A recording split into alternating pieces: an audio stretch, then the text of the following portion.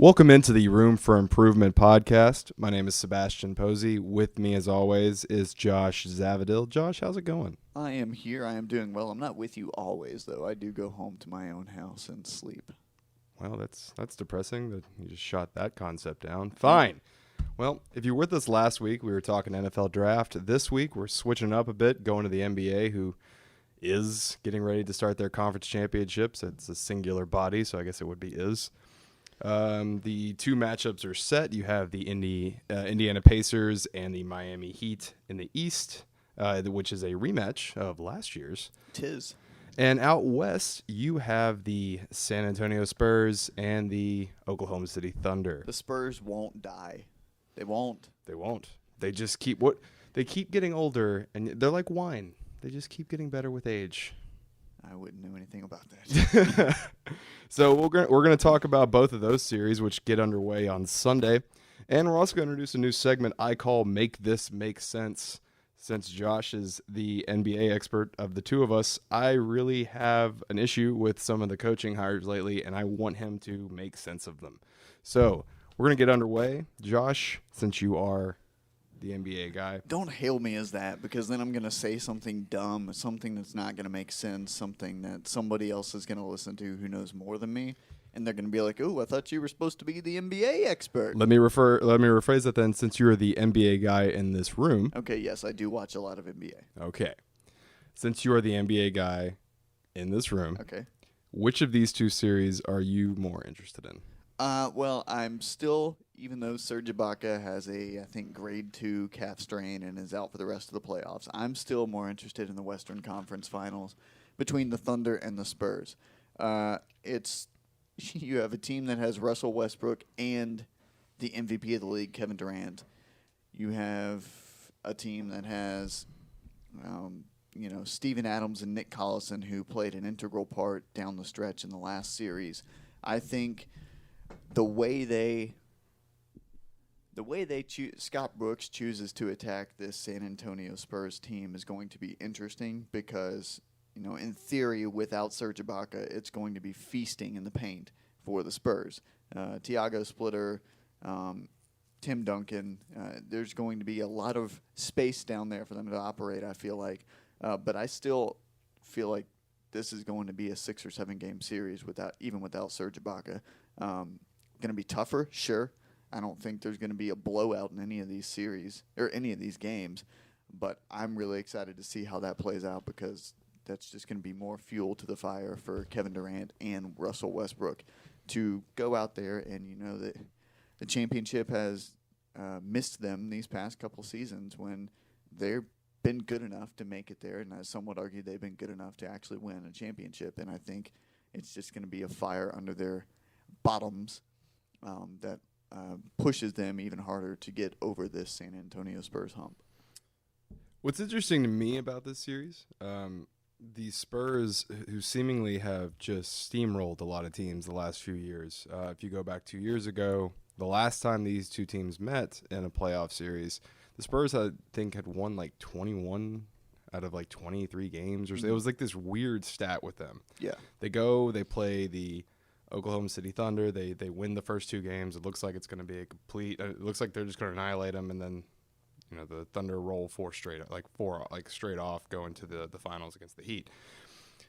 Of all the teams, with the exception of I guess the Heat last year, of all the teams that the Spurs play, it seems like Oklahoma City has their number. Mm-hmm. Why is that? Yeah, I think a lot of it had to do with Serge Ibaka. I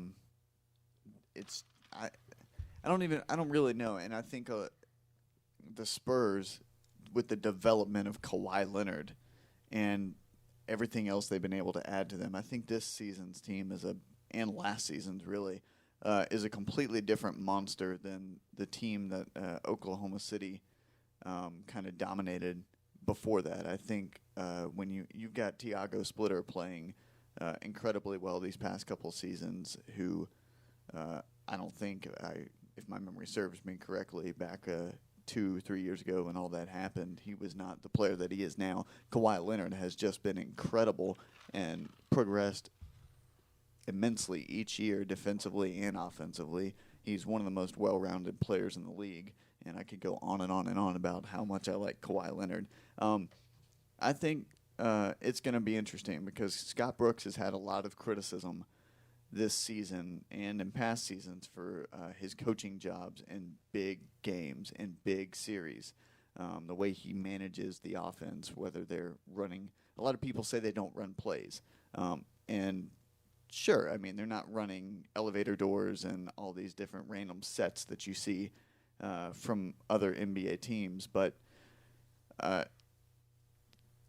it's not like he's an awful coach. He's gotten them to this position time and time again. You can say all you want that Russell Westbrook and Kevin Durant got these guys to where they are, but without a coach, what do you have? You have lack of consistency, and these guys love Scott Brooks, so it's going to be interesting to see what he has up his sleeve this time, especially with the added challenge now that you don't have Serge Ibaka.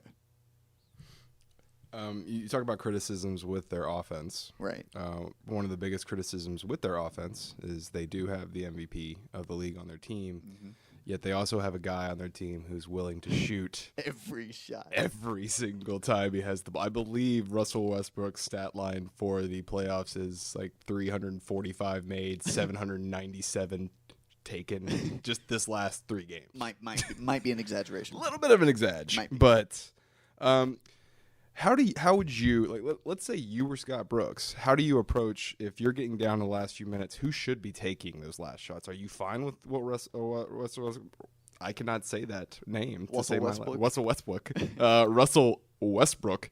Are you fine with him trying to dominate towards the end of the game, or should it be Kevin Durant? See, I don't like that whole idea that, well, the ball needs to be in the hand of LeBron James. The ball needs to be in the hand of Kevin Durant. You know, these guys have proven time and time again, Westbrook, Durant, they're good players. They're incredibly good players. They can make these shots. Not great dressers. Not great dressers to our standards, but hey, they don't have to live up to our standards in terms of fashion. Our fashion sense is hoodies and jeans and year khakis. round and khakis. So it's not, we don't really have a fashion sense. But yes, continue. So I think, there's a lot of criticism that comes their way towards the end of the game because so-and-so didn't have the ball in his hands. So-and-so shied away from the moment. I don't think it should be that. Russell Westbrook is an incredible player. And if he has the ball in his hands and has an opportunity to win the game for the Thunder, they would trust him to do that. And they do trust him to do that. And I don't think this idea that Kevin Durant, because he's the MVP, because he's been the scoring champion these past couple seasons, he has to be the one with the ball in his hands. I don't think that's justified. And I don't think people are warranted in saying that, especially with the added dimension that these teams are going to be scheming for Russell Westbrook for Kevin Durant to have the ball in his hands. They know that he's the best player on the floor, and so they're going to be throwing 2 or 3 people at him coming off the screens and stuff like that. So sure, if Russell Westbrook, I can't even say it either, if he wants to take the shot, if he has the ball in his hands and he has a look, fine. I don't care if I'm a coach. I'm not going to kill myself and beat myself up because Kevin Durant didn't get the final shot, because you have 2 world-class athletes on the floor. I'm happy with either. Switching gears a bit to the team they are playing, the San Antonio Spurs. First question, is the Fountain of Youth in San Antonio? It might be. It really might be. Second question, it's a follow-up to that. Greg Popovich, actually it's not really a follow-up, but Greg Popovich, who seemingly is probably the best coach in the NBA. There's no seemingly. He is. I'm trying to be polite. He never is. I mean, he made Boris Diaw good last year. I don't know if I could stress that enough. Boris Diaw, who I believe weighed the combined total of both of us times 2. Who, by the way, has the best nickname on Twitter, Bobo. Every time he scores, people tweet Bobo, and it's great. He seemingly could just take anybody on his team and put them into the right situation. Looking at the Spurs this year, who they were basically a Ray Allen corner 3 away from winning the championship last year. Do you think they have what it takes, again, to make it all the way there and to potentially win? And that's the thing with the Spurs. Ever since they went on that run and won championships and then kind of died off, they've been good. Every time they've gotten back recently, I love watching them play. I love everything about the Spurs, the idea of the Spurs. I embrace it. But I was about to say there has to be a but coming. I always, just in the back of my mind, doubt. And I'm incredibly unsure whether they have what it takes to get over that edge, that hump, and win the title once and for all, or again. And every year I want them to do it. As a fan of good, brilliant basketball, I want them to do it because I love Tim Duncan. I love Tony Parker and Manu Ginobili. I think what they've done throughout their career in San Antonio is it's up there with, what the great Boston Celtic players did in their run in Boston. I don't really know if they have what it takes to go all the way, and I envision Miami making it to the finals over the Pacers. I just don't know if they have what it takes to topple the defending champions this year. Last year you said they were a Ray Allen 3 away. If Kawhi Leonard makes a free throw, God bless him, the Spurs probably get that championship, and who knows, Tim Duncan maybe retires on top. But every year they get to this point, and in the back of my mind, I'm always wondering, do they have what it takes? Can they do it? And I just don't know. I love watching them play, and I would love for them to do it, but I don't know. I mean, what do you think? It's weird. Like I agree with the notion that for a while there they won. What was it? Almost like every other year. It seemed like it. I don't remember the. I think it was 99, 2003, and then 2005. No, 2007. No, it was 2005 and 2007 because I think they beat the Pistons in 2005, maybe. Maybe. I know. Should we Wikipedia this? Why don't you wiki that? I'm gonna wiki. I know they won in 2007 because that was LeBron's first trip to the finals with a team that should not have been in the finals, and he basically got them there, and they got destroyed. I know they won in 99 because that was Robinson. I believe they won in 99, 2003, 2005, 2007. Boom. No, and then they kind of they hit that lull where they got bounced pretty early in a couple playoffs, and I think people kind of lost faith in them. I like them. I do, and I want to see them win. I agree with you. I would like to see them win and for Duncan to go out on top. There's just something about this team that seems like they can get there and they can play really well early on. But I don't know if maybe the fact that they are a fairly old team, maybe it catches up with them towards the end of these series. Which they're really not as old as people make them out to be. They're Tim Duncan, Tony Parker, What's the big, those three? They are older.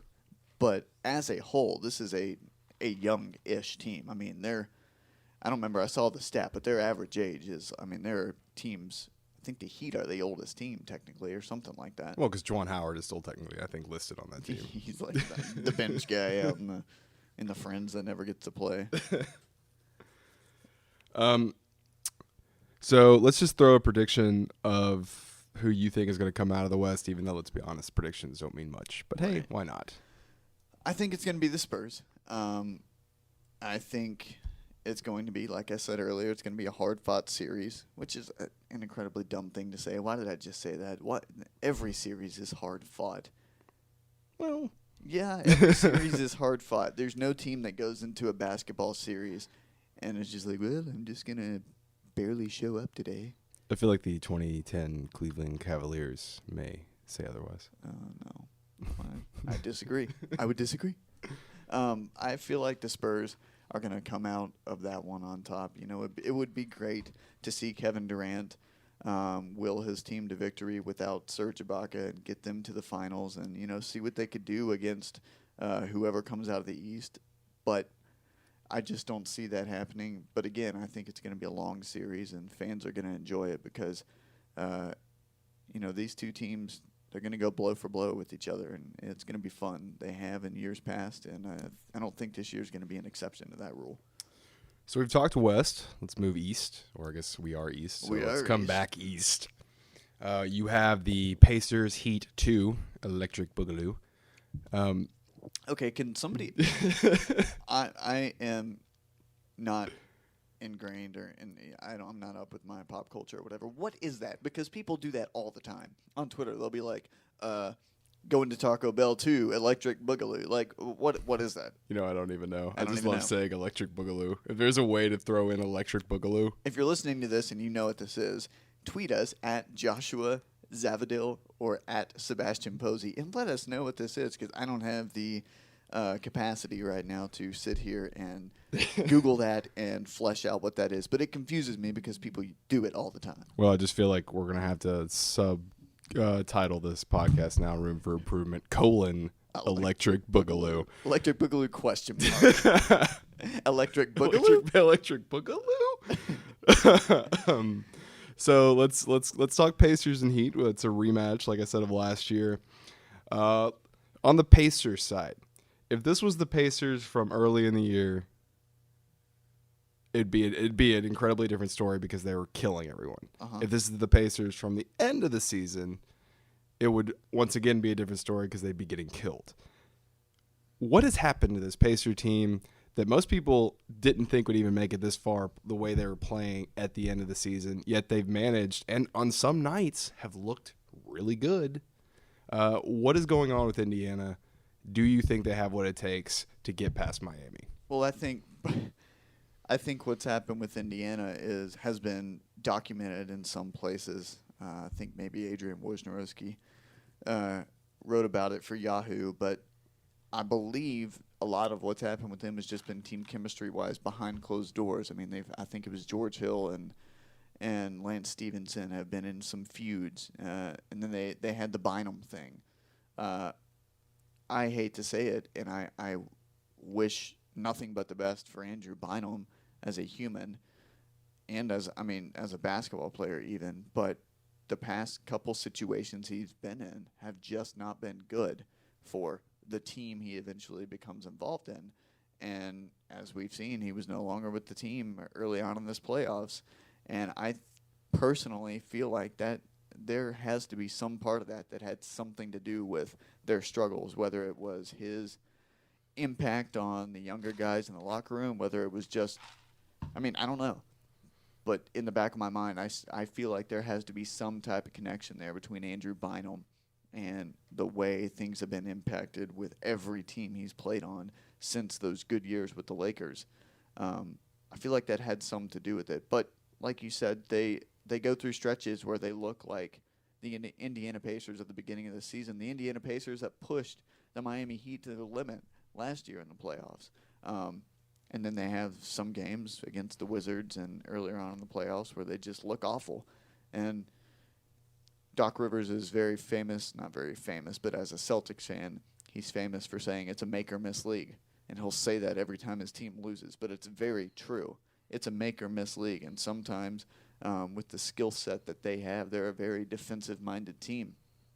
And if their offense isn't clicking and the other team's offense is clicking, their defense isn't being nearly as effective as it has been, they're going to struggle, and that's just the nature of the system that Vogel has in place with them and the players they have. If Paul George isn't producing, sometimes that offense is going to hit the tank. They, like you said, they pushed them to the limit last year. They went to 7 games. All year long, they've basically said, we're going for home court because they wanted Game 7, the opportunity for Game 7 to be in their home. They've got that, and then all of a sudden they ran into their problems. But even in the playoffs, if I am not mistaken, they have always – I don't think they've lost 2 in a row. I believe they've lost and then they've won. It's kind of been back and forth.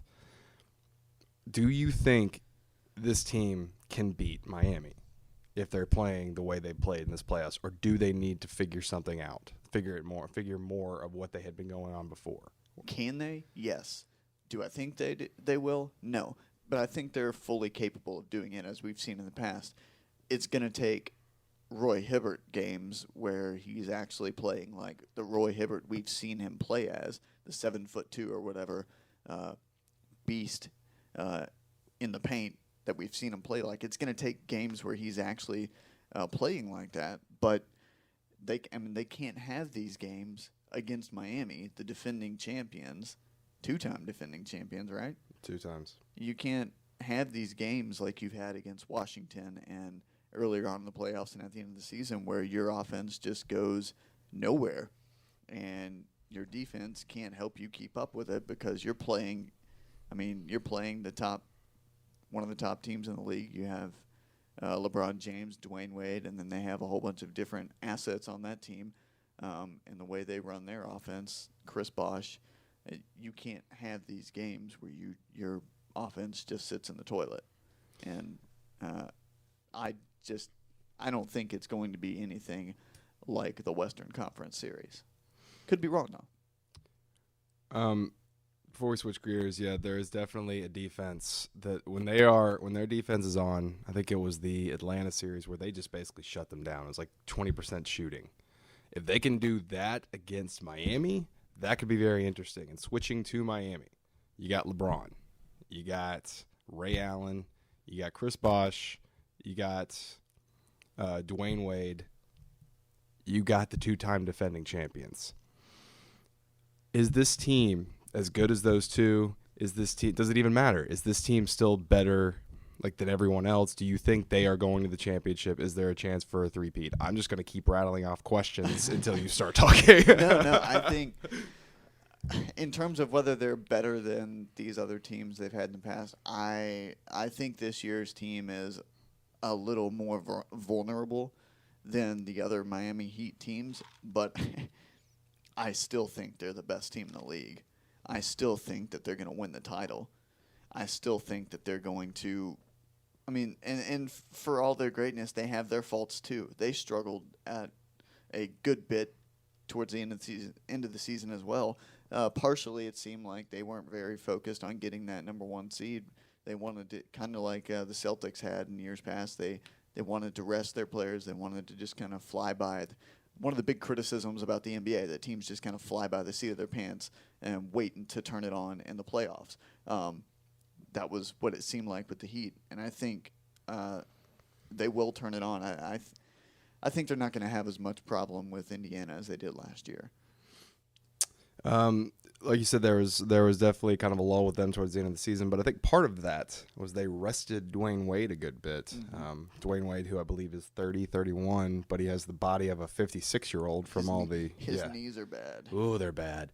But he has looked very good in some of these games. He's taken over halves. He's taken over quarters. But then you also have LeBron James, who's basically being King James every once in a while, just taking over games. If you have James being that, if you have a healthy Dwayne Wade, which you really haven't had even in the 2 years they won titles. Yeah. Do you think the series even goes more than 5 games? See, I know it's a hard question. I want to say no. I really want to say no because I really feel like Indiana just can't hang with Miami in the playoffs based on what Miami has done in the playoffs. But I don't know. It's just, I don't know. I mean, you gave me a question that I really don't know.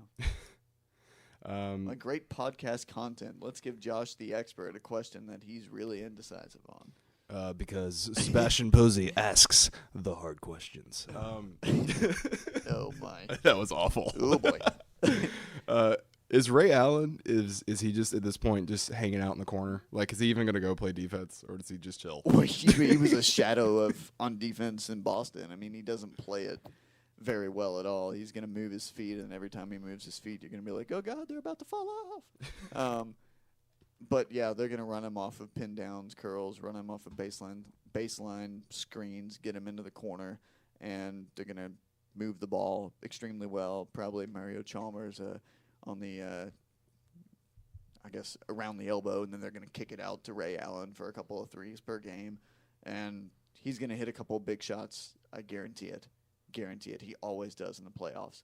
And until he loses that, he's going to have a spot in the league, and he's going to have a spot on any team that will take him. But, yeah, I mean, that's his role in this offense, and that will always be his role for the rest of the time he's in the league.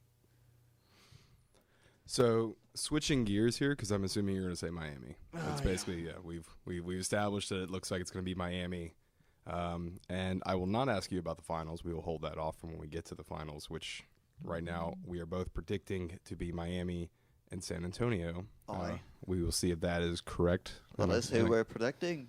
That's true. What are you doing? That was an accent. I know. I used an accent. I know it was an accent. I don't know where it was from, but it was an accent. We are going to move on. We are just going to keep moving. All right, Josh, I want to start a new segment with you called Make This Make Sense. Well, you know what? I'd be happy to facilitate this segment. I will let you start this new segment. Thank you for allowing me to start this You're new welcome. segment called Make This Make Sense. We need some music for it. Ba-ba. There has been a... That was the music. For now, yes. Okay. There's been a weird trend lately in the NBA of coaching hires. If you go back a few years ago to Mark Jackson getting the job at Golden State without him having any coaching experience, you had Jason Kidd get the job last year in Brooklyn right after he retired from the Knicks. Steve Kerr was just hired to replace Mark Jackson out in Golden State. Again, no coaching experience, at least head coaching experience. Yep. And apparently the front runner right now for the New York Knickerbockers job is a guy who is still in the playoffs playing named Derek Fisher. Yep. Please, Josh, make this make sense to me as to why more and more teams are looking at players to be coaches without having any sort of coaching experience. All right. Well, first of all, NBA coaching is kind of interesting to begin with because for the longest time, you have this cycle of coaches who get these jobs. They do somewhat well. They have a couple of bad seasons, and they get fired. And then they get a job somewhere else. And they either do well or don't do well, and they get fired. It's cyclical. And part of this, I think, is just cyclical as well. Just the NBA's way of getting the new blood, the new coaches, into this cycle of the NBA, coaching roster or whatever. The fact that they're young, the way I make sense of that is you always hear about coaches when they have these players on their teams. They're like, oh, he's got a coach's eye, or he's one of the smartest guys on the floor. He's a leader in the locker room. There are just some guys who you can tell far out before they're going to be a coach. Rajon Rondo is one of them people talk about now that will be a coach down the line, that will be a great coach down the line just because of their attention to detail, the way they command things on the court, the way they command things in the locker room, their understanding of the game. These guys that are being mentioned for these jobs are people who have been well thought of for years. Derek Fisher, for all of he won't go away from the game of basketball. He has been well thought of for years, from coaches, front office, people who played with him. Former players rep. Yes. They know he knows his stuff. His reputation with the players is great. His reputation with coaches is great. He has a great basketball IQ. And so these front offices know that, and they realize that this is young talent that they can bring in, someone who these players can identify with. We thought it was going to be a problem with Brooklyn. Like, how is Kevin Garnett going to answer to Jason Kidd because he's one of Jason Kidd's friends? Like, that's going to be weird. It hasn't really been like that. And, I just think that these guys are the new blood in the coaching ranks in the NBA, and there's a reason why these people want them, and it's because they know their stuff. They've probably made it well aware to people that they want to get into coaching at some point. Steve Kerr didn't just randomly pop up.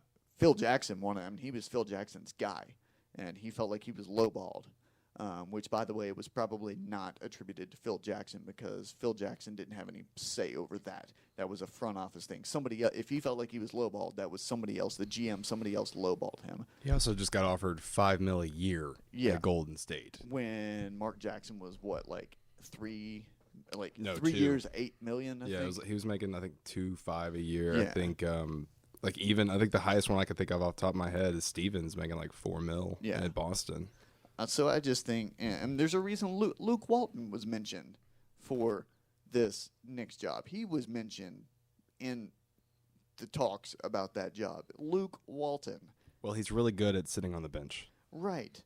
And Scalabrini was really good at sitting on the bench, but Scalabrini has a coaching job and is well thought of from players, coaches, and everybody because of what he knows about the game and how much he studied it. So in terms of, I hope that helps you make sense of it from the way I can explain it. But that's what I think is going on. People are going to be confused about why all these young people are coming in, but you've got to get the new talent in there somehow. Sometimes it comes from somebody else's coaching staff. Sometimes it comes from former players. Sometimes it comes from the broadcast booth. Well, it certainly helped to make sense of that, but it didn't make any more time because we are out of it. We are.